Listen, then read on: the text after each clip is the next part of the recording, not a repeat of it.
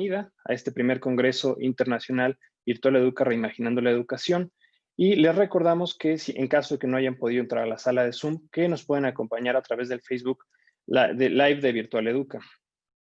A continuación, me permito leer un poco de la semblanza del doctor Marmolejo y por qué nos acompaña el día de hoy.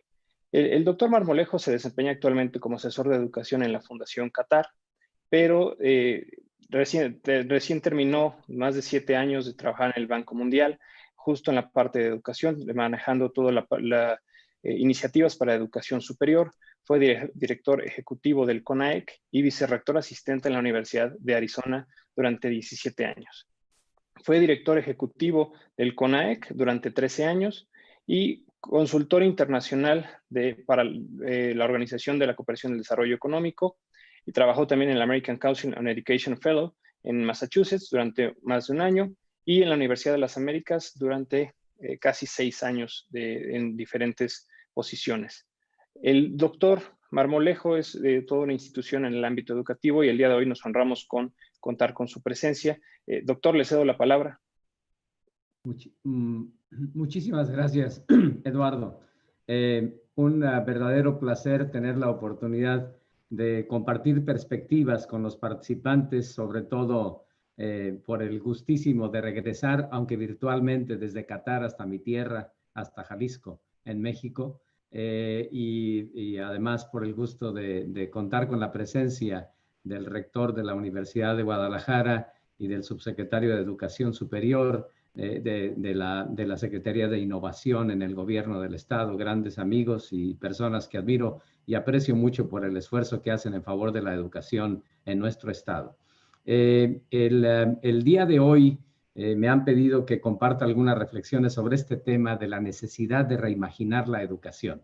Y justo conversábamos antes de este evento cómo la tecnología y esta nueva realidad ciertamente nos ha forzado a cosas verdaderamente inauditas e inesperadas y al mismo tiempo ha abierto perspectivas inimaginables. Yo decía que el día de hoy, esta es mi 4ª conferencia que imparto. Por la mañana di una conferencia en la India, hace un rato di una conferencia en España, ahora tengo el gusto de compartir perspectivas con ustedes en México y al término de esta sesión participaré en un panel en Canadá. En el pasado hubiera logrado esto, era completamente impensable. Esto estoy hablando de hace, no el siglo pasado, sino hace exactamente 8 meses. Así que en este periodo de tiempo tan relativamente corto, ha habido transformaciones inesperadas en la manera como nos comunicamos. Ha habido, por supuesto, costos fundamentales en cosas que hemos perdido, pero al mismo tiempo, siguiendo la perspectiva de Avelino, me parece que esta nueva realidad también nos ofrece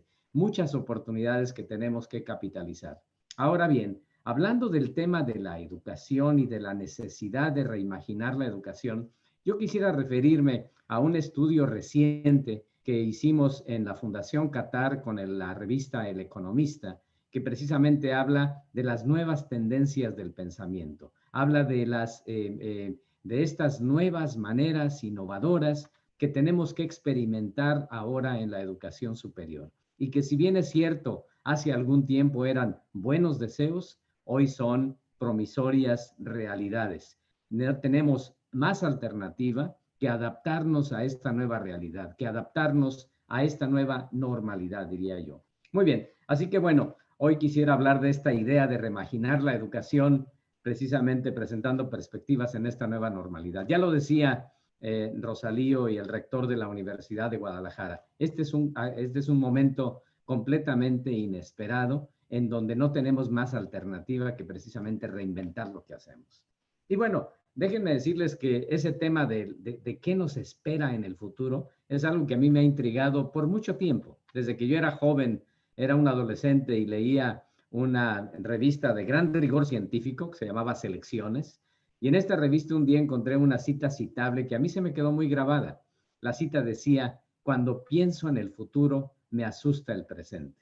Yo creo que hoy, más que nunca, cuando pensamos en el futuro, pues no tenemos más alternativa que asustarnos por el presente. Este momento de gran incertidumbre, de gran ansiedad, es un momento que jamás hubiésemos pensado que podríamos experimentar. Algunas personas, yo soy privilegiado de que mi abuela, que vivió 108 años en mi pueblo, en Ojuelos, Jalisco, ella tuvo que experimentar la fiebre española. Y ella hablaba de esta pesadilla de la fiebre española, de la tragedia que representó. Yo la veía esta tragedia tan distante, tan ajena a este mundo moderno, sofisticado en el que hoy vivimos, que jamás me imaginé que algún día enfrentaríamos en circunstancias mucho más favorables o mucho menos desfavorables un fenómeno de similares características. Así que, bueno, el escenario complejo que hoy vive el mundo es un escenario que ya existía desde antes de la pandemia. Vale la pena recordar que ya hemos llegado a la pandemia con muchos déficits, con muchos desencuentros, con muchas tensiones que, nos guste o no, afectan la educación superior. Es un mundo en donde se ha dado un brutal exacerbamiento de posiciones ideológicas encontradas prácticamente en todos los países. Hay efectos imprevistos que tiene la democratización de la información y del conocimiento con estas famosas fake news. Hay, por supuesto, un desencuentro también entre visiones de lo nacional o local en contra de lo global o internacional. Y en el mundo experimentamos una importante, significativa y preocupante crisis de credibilidad de nuestras instituciones. Hoy se cuestiona la validez de nuestras organizaciones, de nuestras instituciones sociales, los partidos políticos, los gobiernos, las empresas, las iglesias y también, nos guste o no, las instituciones de educación superior.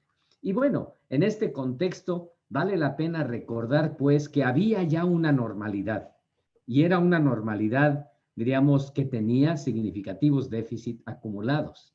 Pensar en la pospandemia sería muy triste que pensáramos en volver a esa normalidad.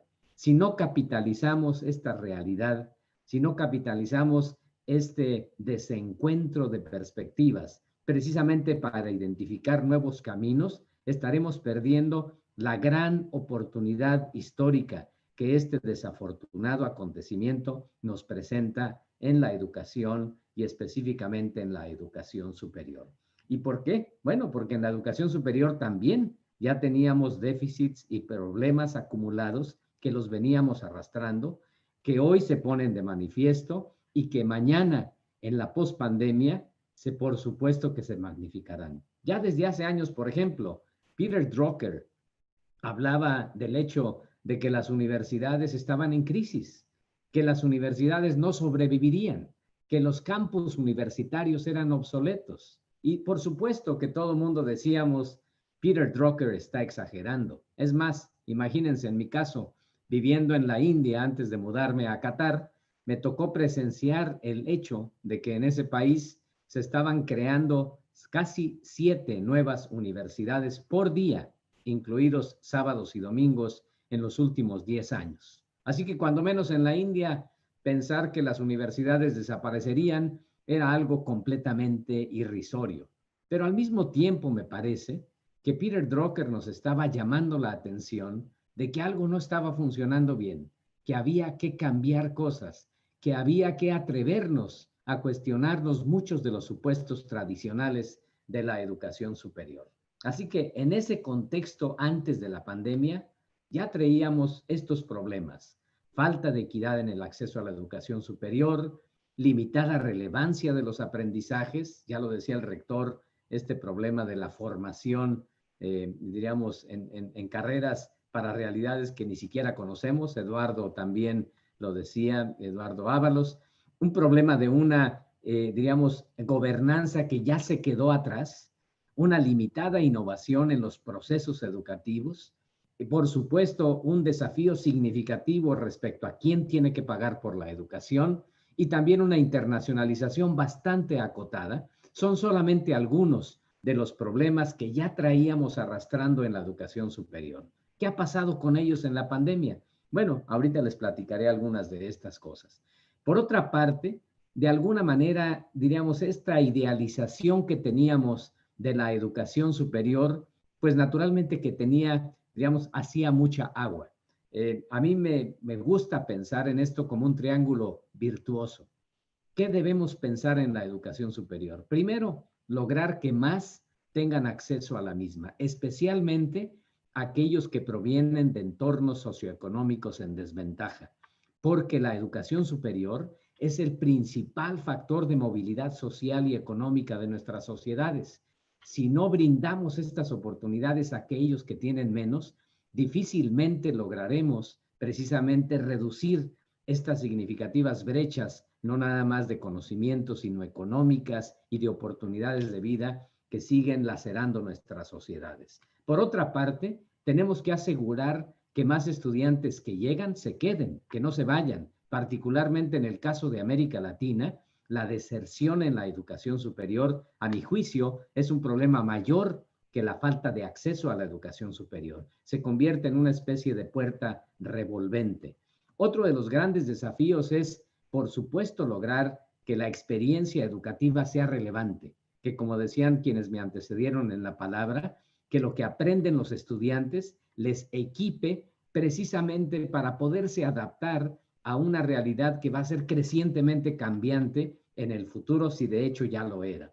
Y finalmente tenemos que lograr que los que llegan aprendan, se queden, pero que también se vayan a tiempo, que no se queden un minuto más, porque el que se queden representa deficiencias e ineficiencias significativas. Y además de todo ello, tenemos que hacer en la educación superior esfuerzos para que exista una verdadera cultura de la evidencia, que sepamos realmente si las intervenciones que estamos teniendo, si los esfuerzos que estamos haciendo, realmente se traducen en esta contribución en crecimiento y en aprendizaje de los estudiantes y en esta contribución de las mismas universidades al desarrollo económico y social de sus comunidades. Muchas veces en la educación superior, gran parte del esfuerzo lo basamos ya sea en anécdotas o en casos específicos, pero no en una cultura de evidencia, no en una cultura de efectividad institucional. Por ejemplo, en el ámbito del acceso a la educación superior, hemos visto en el mundo que en los últimos años ha habido un crecimiento brutal en la matrícula de la educación superior. Hoy estamos hablando de ya más de 200 millones de estudiantes en la educación superior. Pero ustedes pueden ver en esta gráfica que el suelo es disparejo. Hay regiones del mundo donde el crecimiento ha llegado a puntos de casi cubrir al 80% de la población en edad de estudiar, en tanto que en otros países y en otras regiones del mundo, obviamente aquellas que tienen menos ingresos, es todavía hoy un privilegio para solamente algunos cuantos la educación superior. Y, por ejemplo, en el caso de América Latina, ha habido crecimientos significativos, pero también han sido crecimientos muy disparejos, como ustedes pueden ver en esta gráfica que habla del porcentaje de la población económicamente activa que tiene estudios superiores y en donde vemos, por supuesto, que la banda se mueve mucho entre los países y en general los porcentajes son verdaderamente pírricos en comparación con otras regiones del mundo. De tal suerte que que es nuestro principal activo en la región de América Latina, al no tener las oportunidades de educación, pues se convierte naturalmente que en un pasivo. Hay un estudio que hicimos cuando yo trabajé en el Banco Mundial sobre los ninis en América Latina y desde entonces estimábamos que había casi 20 millones de jóvenes en América Latina para los cuales la oportunidad de la educación no representaba algo tangible. Eran jóvenes que ni estudiaban ni trabajaban y que consecuentemente estaban condenados a prolongar esta falta de movilidad intergeneracional a la que yo me refería. Y hoy con la crisis, con las altas tasas de desempleo, no nada más entre los jóvenes, sino entre los ya no tan jóvenes, pues como dice este cartón, estamos pasando de los ninis a los nininis, porque también ya hay una gran cantidad de adultos que tampoco están en condiciones de trabajar. De tal suerte que la educación superior, lejos de convertirse en esta idea a la que yo me refería de ser el principal factor de movilidad, tal parece que a veces, por esta condición de excluyente, puede convertirse en un promotor de igualdad, no, en un factor promotor de la inequidad y de la prolongación de la estratificación social en nuestros países. Y este es un problema de todo el mundo, es un problema de todo el mundo que de alguna manera describe que el código postal es el que predetermina cuáles son las mayores posibilidades que una persona pueda tener de acceder a la educación superior.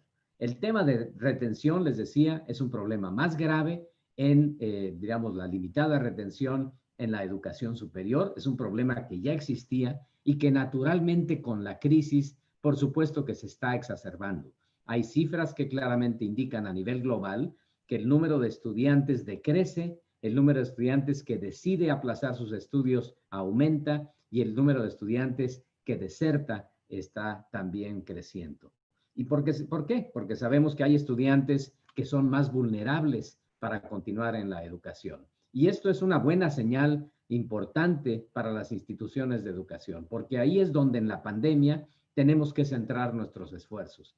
Tenemos que tratar de que aquellos estudiantes más vulnerables sean los que tengan mejores oportunidades o tengan intervenciones que les permita continuar con esta apuesta por la educación. Por ejemplo, un estudio en Colombia claramente demuestra que los estudiantes de los primeros 2 años de las carreras universitarias son quienes tienden a desertar. Y luego el otro problema es los estudiantes que se quedan, porque eso representa un costo y una ineficiencia económica de las personas y, por supuesto, de las familias. Hay países en donde el tema es crítico, como es el caso chileno, pero obviamente que también este problema lo vemos en toda América Latina. Y luego el otro gran problema que tiene que ver con la relevancia al que yo me refería. ¿Qué están aprendiendo los estudiantes? Bueno, sabemos que hay deficiencias acumuladas significativas. Un estudio realizado por PISA, ustedes lo pueden ver aquí, por ejemplo, presenta una realidad lacerante. Los estudiantes que presentaron este examen, que es una muestra representativa de las escuelas preparatorias de México, habla de que un 40% de los estudiantes, algunos de los cuales irán a la educación superior, pues saben leer, pero no entienden lo que leen. Son lo que se conoce como analfabetas funcionales. Y bueno, esto es un problema que también tenemos que atender desde la educación superior y que, insisto, por la crisis naturalmente que se ha exacerbado, por una simple y sencilla razón, porque los déficits de aprendizaje lamentablemente se están exacerbando por la falta de acceso a la educación superior para algunos en esta transición rápida que hemos tenido de la enseñanza presencial a la enseñanza remota. Y hablando del tema de lo que aprenden los estudiantes, tenemos que ser muy honestos. Ciertamente en las instituciones de educación tenemos las mejores herramientas, los cerebros, las técnicas, las metodologías para poder determinar causalidades. Lamentablemente, muchas veces no sabemos si los estudiantes aprenden por lo que les enseñamos, a pesar de lo que les enseñamos o incluso independientemente de lo que les enseñamos. Y esto naturalmente que es un desafío significativo. Les muestro una evidencia interesante. Cuando yo trabajé en el banco en la India, hicimos un estudio en India, China y Rusia. Y el estudio era básicamente determinar algo tan sencillo que se supone que debemos hacer en las universidades, pero que hacemos poco. Y era simplemente medir cuánto saben los estudiantes cuando entran a la universidad y cuánto saben los estudiantes cuando salen de la universidad. En este caso, por ejemplo, estuvimos midiendo las habilidades matemáticas. Y miren qué interesante. En el caso de India, los estudiantes de la India empiezan por debajo del promedio y rápidamente suben en la escala de niveles de aprendizaje. Pero vean ustedes, el caso de China es el que más nos llamó la atención. Los estudiantes saben más cuando entran a la universidad que cuando salen de la universidad. Más o menos el equivalente a 0.18 desviaciones estándar de pérdida ¿cómo se llama?, por debajo del promedio en aprendizajes educativos. En el caso de Rusia, más o menos se mantiene. Bueno, este tipo de evidencias, por supuesto que informan la política pública e informan las decisiones de las instituciones. Y curiosamente, son mediciones que normalmente no hacemos en nuestras instituciones de educación superior. Medimos cuánto aprenden los estudiantes en un curso con un examen que tiene alta variabilidad, y ustedes saben todas las limitaciones que esto representa. Ordenamos a los estudiantes entre los que saben más a los que saben menos en función del examen que diseñó el profesor o profesora o el departamento, y con eso asignamos una calificación y asumimos que ya con eso tenemos la evidencia de que los estudiantes aprendieron. Pero ¿medimos realmente valores agregados en el conocimiento? Me parece que no. Este es simplemente un ejemplo de este desafío al que yo me refería. Y luego el mejor instrumento que tenemos en las instituciones de educación superior es un instrumento que vapuleamos mucho. Nuestra estructura curricular es la mejor herramienta que tenemos para realmente brindar a lo que el rector se refería, esta necesaria formación para cosas que nadie puede anticipar cómo van a ser, pero que van a ser diferentes. Sin embargo, en América Latina y en México, naturalmente que tenemos desafíos significativos con esa cosa que se llama currículum. ¿Por qué? Porque nuestro currículum es altamente rígido, primero. Segundo, porque nuestro currículum tiene una excesiva carga académica. Los estudiantes aprenden mucho o estudian muchas cosas, o cuando menos están sentados frente a los profesores, aprendiendo muchas cosas que probablemente no les va a servir de gran cosa, pero que ahí están.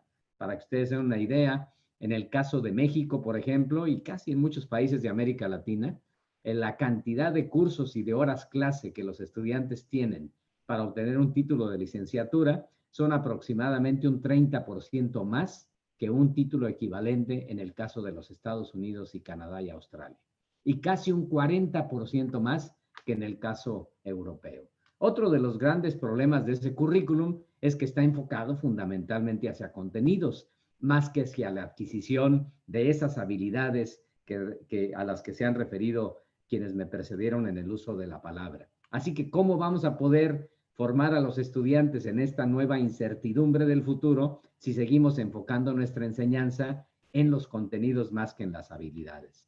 Luego es un currículum altamente secuencial.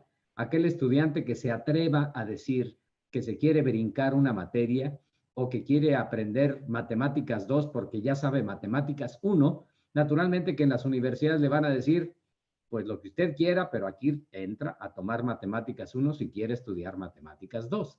Este es parte de este desafío que tenemos.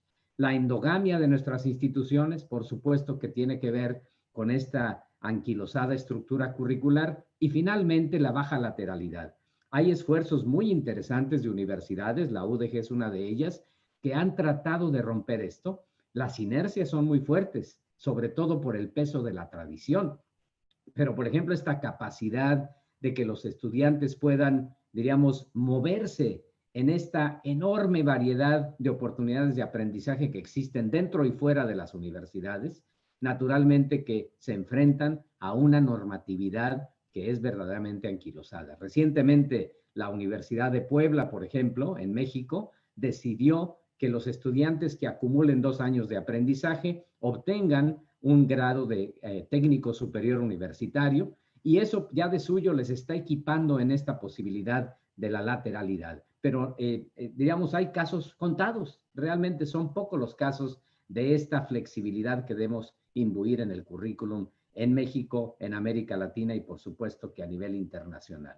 Y luego tenemos una circunstancia adicional que tiene que ver con el asunto de la calidad. Y por supuesto que ha habido importantes avances en el caso de calidad, y por eso me gusta que se encuentra Eduardo con nosotros de CASECA, porque instituciones como CASECA han contribuido precisamente a esta generación de esta cultura de la calidad. Sin embargo, los esfuerzos siguen siendo insuficientes y en ocasiones inclusive los mecanismos de calidad, lejos de convertirse en un mecanismo fomentador de la innovación, se convierten en un mecanismo que detiene la innovación, que la limita precisamente en aras de la acreditación. Yo digo que nuestras universidades en América Latina tienen una enfermedad que se llama acreditacionitis.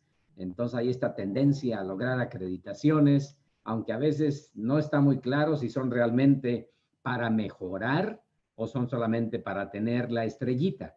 Y por supuesto, naturalmente que los procesos de acreditación hacen de suyo una segmentación entre aquellos que son del club y no son del club. Y por supuesto que sobre todo en muchas ocasiones se confunde la idea de si la calidad es sinónimo de selectividad o si la calidad debe ser un contribuyente a la relevancia de nuestros contenidos académicos. Así que ese es otro elemento que tenemos que tomar en consideración, ahora exacerbado por los rankings. Son solamente algunos de los elementos a los que yo me refiero de esas cosas que ya venían pasando antes de la pandemia.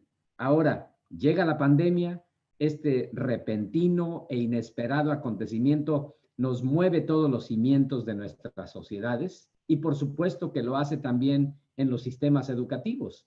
Vénganse a pensar ustedes que en el mes de febrero solamente había un país que estaba cerrado su sistema de educación y en un periodo de 2 meses sucedió lo que jamás me imaginé yo que podría haber en mi vida. Y es que todo el sistema de educación del mundo estuviera completamente colapsado. Las instituciones de educación, por supuesto que tuvieron que dedicarse a atender lo urgente, dejando de lado lo importante. Para darles una idea de la dimensión de este asunto, estamos hablando de más de 200 millones de estudiantes en el mundo que dejaron de ir a las universidades. Los estudiantes internacionales prácticamente desaparecieron del mapa y los que se quedaron con muchos desafíos, en ocasiones inclusive siendo objeto de discriminación. Y luego, muchas universidades lograron hacer la transición a la enseñanza remota, que no virtual, pero también muchos se quedaron fuera. Incluso hay países en donde las universidades decidieron no hacer nada, no ofrecer nada. Hoy, por ejemplo, en el caso de América Latina, hay un país que incluso en este momento sigue sin ofrecer nada en la educación superior. En algunos casos ha sido afortunado. Yo, por ejemplo, donde trabajo en la Fundación Qatar, en nuestro ecosistema de educación de Qatar, la transición se hizo en 2 días a la enseñanza no presencial. En Estados Unidos se tardó aproximadamente 3 semanas. En el caso de México, por ejemplo, la mayor parte de las universidades lograron hacer una transición más o menos, diríamos, rápida y con muchas limitaciones y con grandes esfuerzos para que esto se lograra. Por ejemplo, conozco el caso de la Universidad de Guadalajara, en donde un esfuerzo verdaderamente extraordinario ha permitido que una gran cantidad de estudiantes que no tenían equipos de cómputo, que no tenían conectividad, lograran precisamente por el apoyo de la universidad tener acceso a esta oportunidad de continuar sus estudios. Lamentablemente, no es el caso de todos.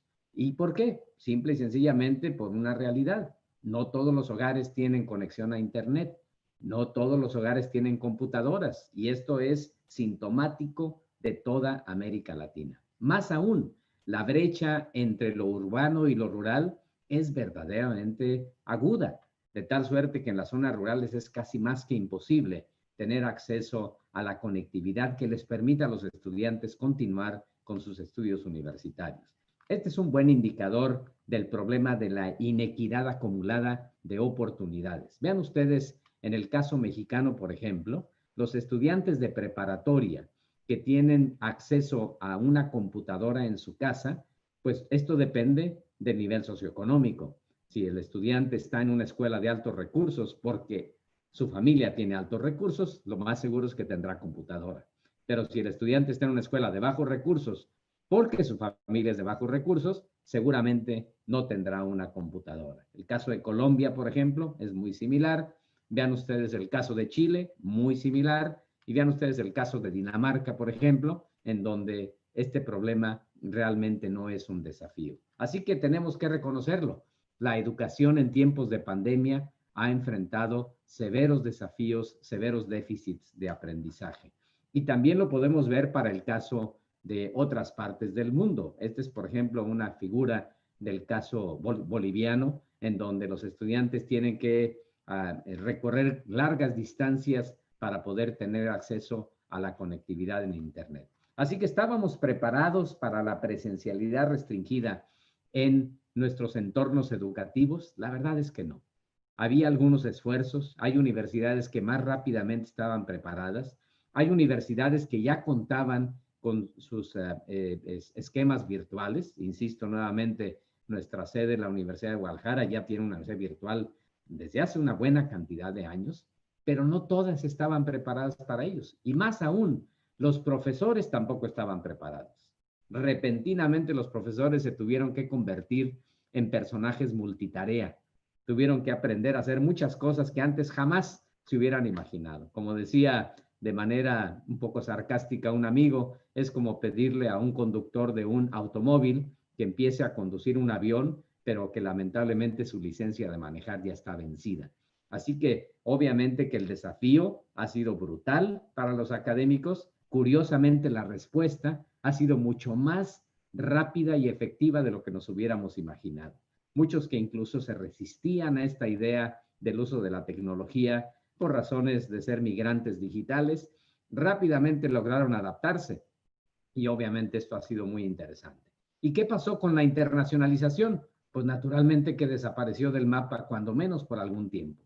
La mejor manera que yo tengo de explicar esto es si ustedes revisan los términos de popularidad en la búsqueda de Google. Ustedes pueden ver aquí, por ejemplo, el término cursos en línea. Entre el mes de enero y el mes de marzo se convirtió en el término más popular. Cursos como estudios en el extranjero, obviamente, literalmente desapareció del mapa. Así que hemos aprendido algunas lecciones rápidamente en este contexto. La primera es que no estábamos preparados, francamente. No estábamos preparados. Había planes de contingencia, pero realmente no estábamos preparados, incluso en el caso mexicano. No obstante que ya México tuvo una pandemia, por supuesto, no es de tales dimensiones, muchas universidades lamentablemente perdieron la memoria histórica de esa crisis. El entorno operacional de las instituciones educativas es mucho más frágil de lo que nos imaginábamos. Hoy en día, por ejemplo, en Estados Unidos hay una buena cantidad de universidades que están literalmente en riesgo de desaparecer, simple y sencillamente porque su vulnerabilidad financiera es tal que no van a poder resistir si durante 6 meses más no tienen presencialidad de los estudiantes. Y eso lo vemos en todo el mundo. Hemos aprendido que la transición a la enseñanza remota, si bien es cierto se pudo lograr, fue una solución de corto plazo, tampoco es la panacea. Hemos aprendido que se necesitan diferentes liderazgos. No es lo mismo liderar instituciones y contextos e incluso salón de clases en un contexto de normalidad que en tiempos de crisis. Hemos también aprendido lo que yo decía anteriormente, que las deficiencias que ya arrastrábamos se ponen de manifiesto y se magnifican en la pandemia. Y también, y ahí es donde yo tengo esperanza, hemos aprendido que se vale cuestionar, se vale retar, se vale poner en duda muchos de los supuestos tradicionales que teníamos y que seguimos teniendo acerca de la educación superior y acerca de lo que está bien y no está bien en la educación superior. Por supuesto que en el corto plazo también esto nos ha enseñado desafíos que tenemos que atender ya. Uno de ellos es cómo minimizamos el déficit de aprendizaje al que yo me refería precisamente por la no presencialidad. Cómo reducimos la brecha digital de los estudiantes. Cómo hacemos que los estudiantes sigan interesados en aprender en estos nuevos contextos. Cómo garantizamos que la medición del aprendizaje, la evaluación del aprendizaje es justa y no hay, ¿cómo se llama? Digamos, es justa, esa es la palabra. Y finalmente, cómo atenuamos las implicaciones financieras que va a representar para las instituciones de educación la contracción económica que ya es una realidad en todo el mundo. Curiosamente, el único país que no tiene contracción económica en este momento es China, paradójicamente. Hablando del tema de atención de los estudiantes, un estudio reciente que hizo la Universidad Autónoma de Querétaro demuestra esto precisamente. Les preguntaban, ¿qué piensas acerca de este entorno en el que ahora aprendes? Y miren qué curioso, solo 2 de cada 10 estudiantes dijo tener sensaciones positivas. El 80% de los estudiantes no tienen sensaciones positivas con respecto al aprendizaje en línea. Lo mismo pasa en los entornos de aprendizaje del posgrado. Este es, por ejemplo, algunas citas de estudiantes de posgrado en los Estados Unidos. Un estudio que hizo SUNTED, por ejemplo, le preguntaba a los estudiantes, ¿qué hiciste durante la clase? Y muchos de ellos hacían todo precisamente menos estudiar. Y estoy seguro que quienes me escuchan en esta presentación seguramente se relacionan con esta perspectiva porque pues esa es la realidad. Como dice un poco sarcásticamente Koslin, la cátedra es una excelente manera de enseñar, pero es una pésima manera de aprender. Si pensamos que trasladar el monólogo de los profesores del salón de clases a Zoom era la solución, obviamente hemos aprendido que no es así. Hemos aprendido, por supuesto, que hay desafíos significativos para los académicos, cómo motivar a los estudiantes, cómo cómo medir, cómo resolver la brecha tecnológica, cómo preparar nuevos materiales y también cómo atender su propia ansiedad, porque al final de cuentas los académicos también son seres humanos. De hecho, un estudio que hizo la Universidad de Yale claramente lo mostraba cuando señalaba que también los académicos experimentan ansiedad, miedo, preocupación, etcétera.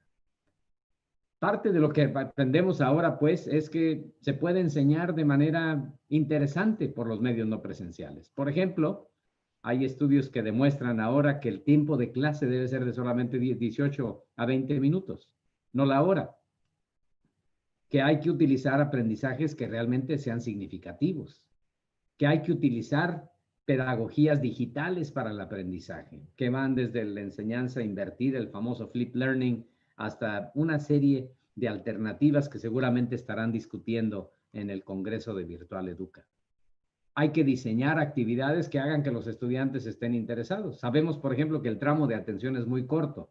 Hay que mantener el feedback de ellos constantemente. Cosas tan sencillas como utilizar encuestas para que los estudiantes estén reaccionando a lo que los académicos están presentando, es una de las maneras de lograrlo. Curiosamente, tenemos que regresar a lo que era, lo que debía ser la educación, el método socrático, que el aprendizaje te lleve precisamente a crear conocimiento, a aplicar el conocimiento. Y también los profesores tienen que volver a ser estudiantes, tienen que reeducarse, reentrenarse para esta nueva realidad.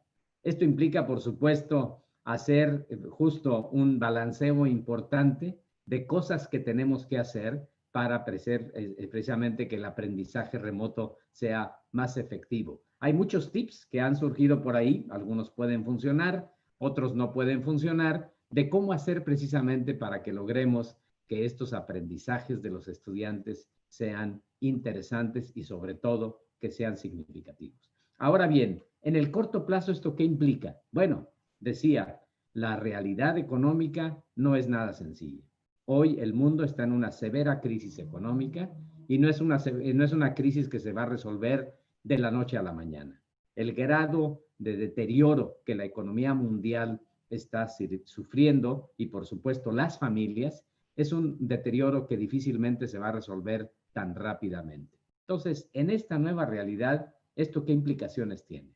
Bueno, primero que va a haber menos dinero. Va a haber menos dinero en los gobiernos y menos dinero en las familias. Y eso, por supuesto, que va a afectar la educación. Eso va a provocar, ya lo está haciendo, que haya mayores tasas de deserción y mayores tasas de aplazamiento de los estudios de los estudiantes. Por ejemplo, cuando menos en el corto plazo no va a haber estudiantes internacionales. Y por supuesto que la incertidumbre de saber que todavía no sabemos si se van a abrir o no las universidades, naturalmente que tiene significativas implicaciones en todos los sentidos del mundo. Un buen ejemplo de esto es que los rectores de las universidades estadounidenses hoy, las preocupaciones que tienen, pues son preocupaciones, muchas de ellas, de sobrevivencia de la institución, más que de otros elementos que pudieran ser los estratégicos de la institución. En temas de, por ejemplo, enseñanza no presencial, por supuesto que ha habido sectores que han crecido de manera brutal en estos meses, jamás a cifras jamás imaginadas anteriormente.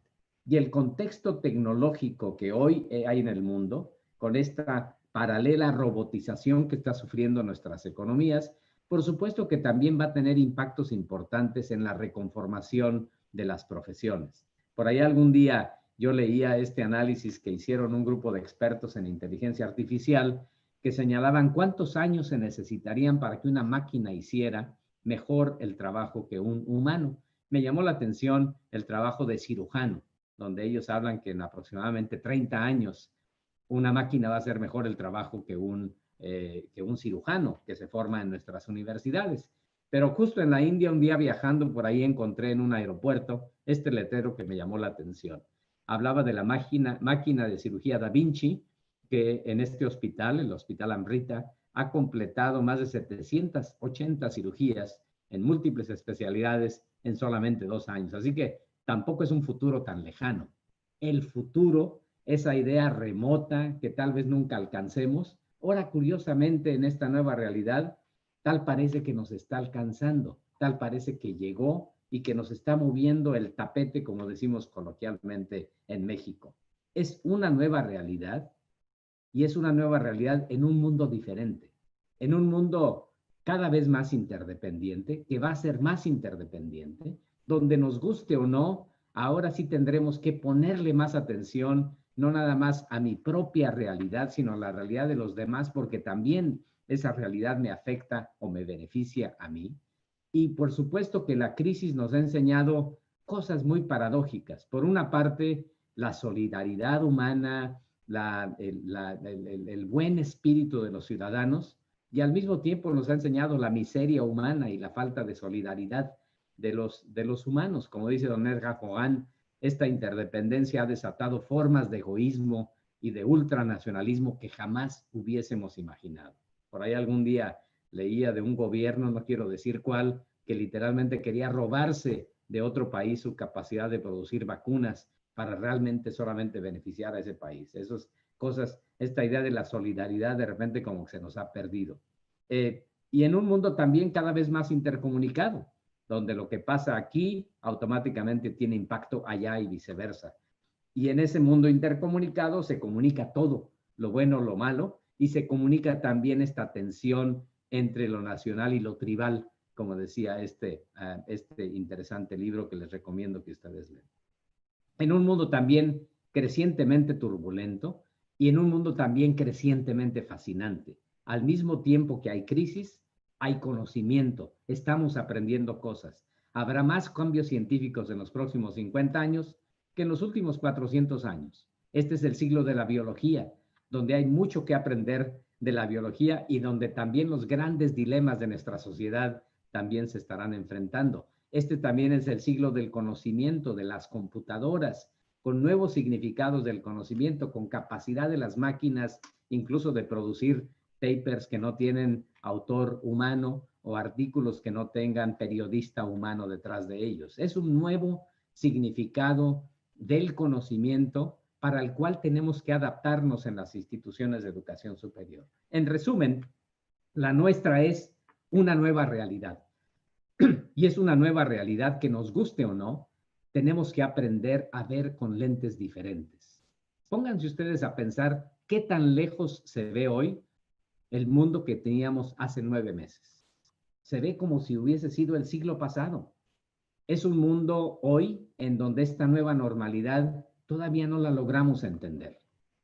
Ustedes se imaginarían hace 9 meses que en un estadio en Corea del Sur tendrían que poner fotografías de los espectadores, o que en una iglesia de la India, de Italia, tendrían que poner fotografías de los feligreses, o que en la Meca, por ejemplo, siempre tan llena de gente, automáticamente se quedara vacía, o que en un restaurante de Tailandia tuvieran que poner estas barreras entre los comensales o estas barreras entre los trabajadores, o que, por ejemplo, aquí en Qatar, donde yo vivo, se tienen que poner maniquíes en los restaurantes para asegurar el distanciamiento social, o que en Inglaterra los viejos no puedan ver a sus nietos, sino solo detrás de una cristal, o inclusive que las medidas de distanciamiento social hoy se traducen ya a la señalética, o que las escuelas en la China ya ahora tienen que tener este tipo de barreras entre los estudiantes, o que en México tendríamos que volver a la enseñanza a través de la televisión,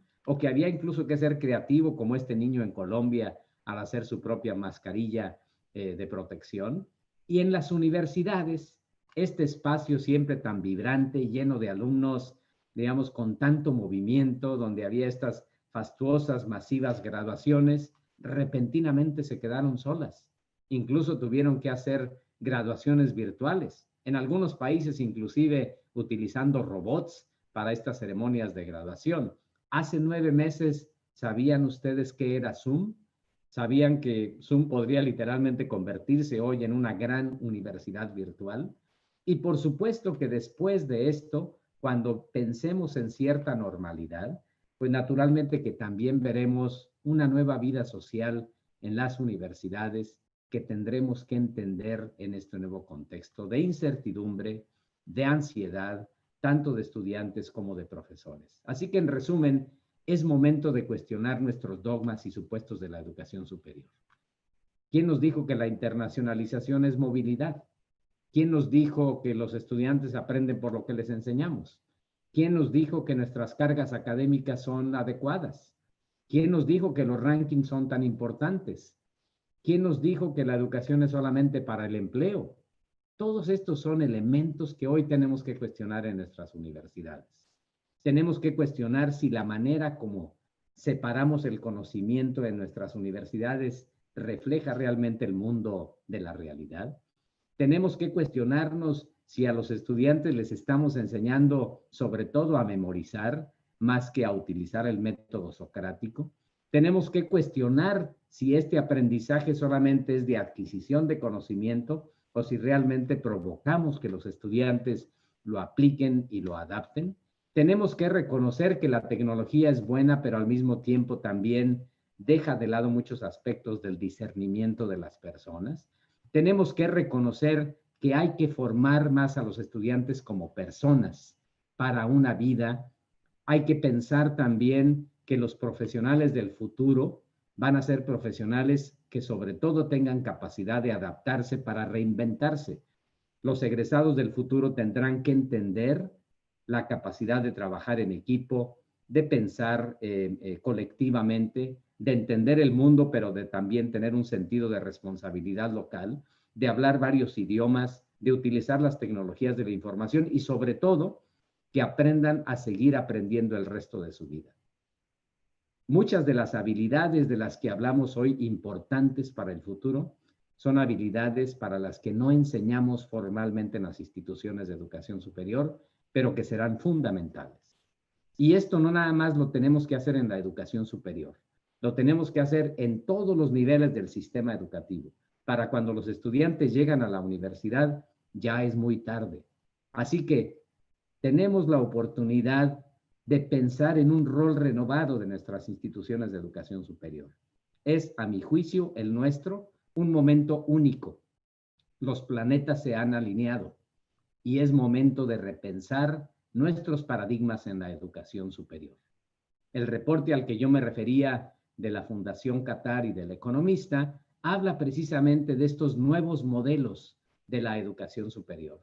Modelos que se atreven a cuestionar muchos de estos elementos, que se atreven a plantear nuevas maneras de organizar nuestras instituciones de educación superior. Hay casos verdaderamente interesantes como el de Malasia, en donde el aprendizaje se mide de una manera diferente y más integral, donde el aprendizaje se reconoce como algo fuera del aula, donde se busca acercar a los empleadores a las aulas, donde se reconoce que hay aprendizajes antes de llegar a la institución de educación superior y fuera de ella, que se puede aprender asincrónicamente y no solamente en el salón de clases, que hay que estimular la sensibilidad de los estudiantes. Todo ello habla precisamente de un nuevo paradigma de enseñanza que tenemos que atrevernos a plantear como una posibilidad en esta nueva realidad. Las expectativas e incentivos que existen en las escuelas, en las instituciones educativas,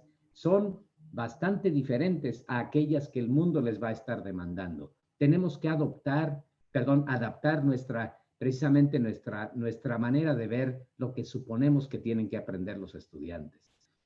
Tenemos que reconocer que los maestros llegaron para quedarse y que finalmente, como tales, al mismo tiempo, ellos también tienen que redefinir cuál es su papel más como facilitadores del proceso de aprendizaje de sus estudiantes, más que como controladores de la información y el conocimiento hacia los estudiantes.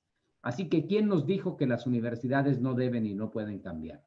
Para innovar, tenemos que pensar y actuar más allá de lo convencional. No se nos olvide que hoy estamos viviendo el experimento social más importante en la historia contemporánea de la humanidad. Y en este experimento social hay mucho que tenemos que hacer en la educación superior. Hay áreas en donde podemos intervenir.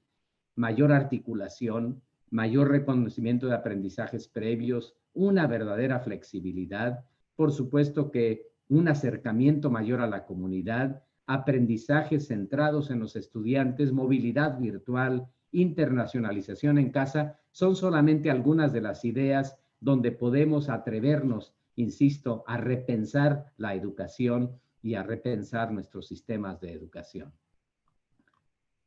La paradoja es que nuestras instituciones son el mejor laboratorio de cambio social, pero que también tienden a innovar su capacidad de cambio. Y los gobiernos tienen que actuar, pero las instituciones también lo pueden hacer. Así que yo concluyo simplemente preguntando a los presentes si las universidades están siendo reactivas, pasivas, emuladoras o activas y proactivas. Y también los sistemas de acreditación, si están siendo proactivos o solamente emuladores. Lo que sí no podemos hacer es no hacer nada o seguir haciendo lo mismo, aunque esperando diferentes resultados. Esto es algo que no creo que podemos darnos el lujo en este contexto tan especial en el que vivimos. Aquellos que nos critican dicen que las universidades realmente no han cambiado mucho en los últimos años y que en las instituciones de educación superior somos muy buenos para culpar a otros. Yo me atrevo a soñar que las instituciones de educación superior pueden ser más flexibles, más innovadoras, más emprendedoras y con menos aversión al cambio. Y esto implica que deba haber también liderazgos que se atrevan a retar precisamente esta, diríamos, inercialidad de las instituciones de educación superior. ¿Hay fórmulas sencillas? No, no hay fórmulas sencillas. Y si alguien les dice una fórmula sencilla, seguramente estará equivocado. Termino simplemente con dos citas. Una de Charles Darwin, que dijo hace más de 100 años que van a sobrevivir los que se adapten mejor a las cambiantes condiciones del entorno. Otro de Rubén Darío, nuestro poeta latinoamericano, que dice: no pensemos ni en el pasado ni en el futuro, pensemos en el presente porque eso es lo único que tenemos. El futuro no se extrapola ni tampoco se adivina, el futuro se construye. Y Paul Valéry en 1931 dijo: lo que nos desconcierta de nuestros tiempos es que el futuro ya no es lo que solía ser. Muchísimas gracias por su paciencia, por su tiempo, y les deseo mucho éxito en este congreso en mi tierra, Jalisco, y mis mejores deseos de que esta sea una jornada muy productiva. Muchísimas gracias, doctor. Me encantaría aprovechar el micrófono para hacerle una pregunta.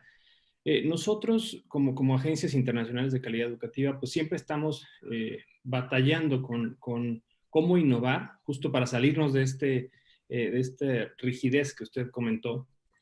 Pero en muchas ocasiones nos encontramos con instituciones que buscan solamente cumplir con el requisito y en ocasiones peores nos dicen: ¿sabes qué? Me voy con los que están enfrente porque son más baratos y son más fáciles. ¿Qué mensaje podría dar usted para aquellas instituciones que, siendo honestos, están actuando de una manera muy humana, que están actuando con miedo y dice: ¿sabes qué? Mejor hago lo necesario nada más, me hago bolita y me espero que pase? ¿Qué No, yo nos creo que recomendaría? mucho tiene que ver con la todavía limitada valoración que tenemos en nuestras sociedades y por supuesto en las instituciones acerca de la importancia de la acreditación. Pero y parte del problema es que a veces hemos perdido la brújula al no entender que la acreditación no es el fin, la acreditación no es el objetivo, la acreditación no es más que un medio para un objetivo más supremo, que es el objetivo de la relevancia de nuestros sistemas educativos. Y esto implica, por supuesto, un proceso de educación, naturalmente que a las instituciones para comenzar, pero también a la sociedad en su conjunto. Yo hablo, justo el día de hoy, la conferencia que di en la India era sobre el tema de calidad, y yo insistía en esta necesidad de transitar de sistemas de control de la calidad, inclusive de aseguramiento de la calidad, que yo más diría complacencia de la calidad, a sistemas de mejoramiento de la calidad. El día que logremos eso, el quality enhancement, como se dice en inglés, realmente estaremos logrando que la calidad no se vea como la meta a llegar, sino como el instrumento para una meta mayor, que es la meta de hacer que nuestra educación sea precisamente relevante. Pues muchísimas gracias. Les deseo mucho éxito en la conferencia. Muchas gracias, doctor. Entiendo que tenemos el tiempo contado porque tiene que dar una conferencia en Canadá. Déjeme hacer una última De pregunta. 3 minutos. Sí, que agrupa varias de las que nos han hecho. ¿Cómo enfrentar esta necesidad que hoy en día el estudiante tiene que trabajar por cuestión económica y que en muchos casos la educación virtual no está siendo ni de su interés ni de la relevancia necesaria y también ver, por ejemplo, la oferta de las empresas tecnológicas como Google, que acaba de sacar sus certificaciones y que pues más adelante se pueden volver una competencia seria para las instituciones educativas. Yo diría que este es un tema que en cierto sentido se ha sobredimensionado, yo lo diría. Estas noticias que han salido de que las universidades van a desaparecer porque Google va a hacer su propia universidad y, en fin, hay un poquito ahí de glamour en el asunto. Por supuesto que es un tema que hay que seguir y que hay que observar, incluso que hay que absorber. Justo el día de hoy yo estuve en una discusión sobre precisamente la adopción de currículum de codificación en las instituciones educativas y la necesidad de que, así como los estudiantes aprenden otro idioma, también aprendan a codificar, ¿no? O sea, esto es algo que por supuesto es parte de la nueva realidad. Yo diría que más que pensar o bien en ignorar a estos jugadores o bien a enfrentarse a estos jugadores, lo que tenemos que hacer es trabajar con ellos y trabajar juntos en este esfuerzo. Es parte de esta nueva realidad en la que estamos y sería inocente pensar que no tenga un impacto importante. Ahora, sí, lo que tenemos que hacer en las instituciones de educación superior es ver cómo adaptamos nuestros mecanismos regulatorios, nuestros incentivos a este tipo de cosas. En el caso de la India, por ejemplo, es muy interesante. En India, el 20% de los cursos que toman los estudiantes hoy tienen que tomarlos remotamente a través de MOOCs. Y eso automáticamente liberó el 20% del tiempo de una carga que era bastante excesiva para que se puedan, ahora sí, atender otros temas de aprendizaje que estaban siendo ignorados porque no había tiempo para ello. Es un poquito las cosas que, por ejemplo, podemos atrevernos a tratar de pensar. O sea, ¿cuál universidad en México estaría dispuesta a sacrificar el 80% de su carga académica regular a cambio de que los estudiantes puedan aprenderlo por su cuenta? Obviamente hay que certificar ese conocimiento, pero que lo hagan por su cuenta y que con eso se libere tiempo para otros aprendizajes significativos que son tan o más importantes que aprender cosas que no tenemos que aprenderlas porque ahí van a estar, ¿no? Entonces, eso es parte de esa gran cantidad de cosas que tenemos que trabajar. Pero en fin, yo estoy seguro que en el Congreso hablarán mucho de esto y nuevamente les deseo lo mejor. Pues muchísimas gracias por acompañarnos, doctor. Como siempre, está a la orden de apoyar a México. Y pues desafortunadamente el tiempo no perdona y hemos llegado al final de este espacio. Tenemos la certeza de que el webinar ha sido de mucha utilidad para todas las personas aquí presentes. Queremos agradecerles por este tiempo que nos brindaron y esperamos que nos acompañen en la siguiente sesión que tendrá lugar a las 11:30. Contaremos con la presencia de Carlos González Sancho para hablar sobre el fomento al pensamiento crítico y la creatividad en la virtualidad. Les recordamos que igual pueden encontrar una cantidad de herramientas que fortalezcan la educación virtual en la página de Caseca, en la pestaña de recursos virtuales. Es completamente gratuito y ahí también pueden encontrar mucha de la información y de las investigaciones que se mencionarán en todo este congreso. Cuídense mucho y hasta la próxima.